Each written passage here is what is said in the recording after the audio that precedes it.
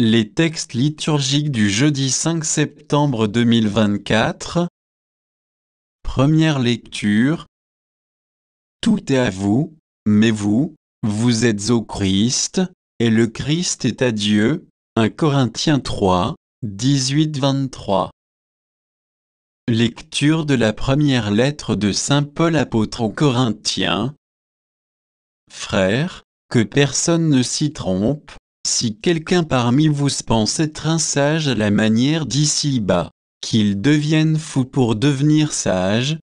Car la sagesse de ce monde est folie devant Dieu. Il est écrit en effet : c'est lui qui prend les sages au piège de leur propre habileté. Il est écrit encore : le Seigneur le sait. Les raisonnements des sages n'ont aucune valeur. Ainsi, il ne faut pas mettre sa fierté un tel ou tel homme, car tout vous appartient, que ce soit Paul, Apollo, Pierre, le monde, la vie, la mort, le présent, l'avenir, tout est à vous. Mais vous, vous êtes au Christ, et le Christ est à Dieu. Parole du Seigneur. Psaume 23, 24, 1, 2, 3, 4 AB, 5, 6. Ô Seigneur, le monde et sa richesse, la terre et tous ses habitants. C'est lui qui l'a fondé sur les mers, c'est la garde inébranlable sur les flots. Qui peut gravir la montagne du Seigneur et se tenir dans le lieu saint?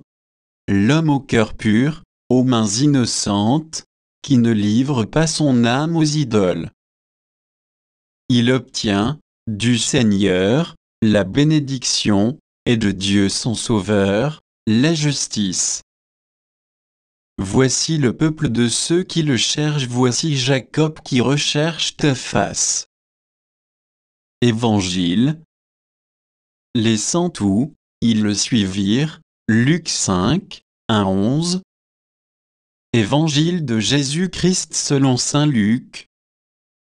En ce temps-là, la foule se pressait autour de Jésus pour écouter la parole de Dieu. Tandis qu'il se tenait au bord du lac de Génézareth, il vit deux barques qui se trouvaient au bord du lac. Les pêcheurs en étaient descendus et lavaient leurs filets. Jésus monta dans une des barques qui appartenait à Simon, et lui demanda de s'écarter un peu du rivage, puis il s'assied. De la barque, il enseignait les foules. Quand il eut fini de parler, il dit à Simon : avance au large, et jetez vos filets pour la pêche. Simon lui répondit : Maître, nous avons peiné toute la nuit sans rien prendre, mais, sur ta parole, je vais jeter les filets.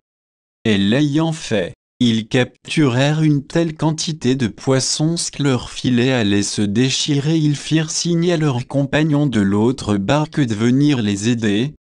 Ceux-ci vinrent, et ils remplirent les deux barques, à tel point qu'elles enfonçaient à cette vue.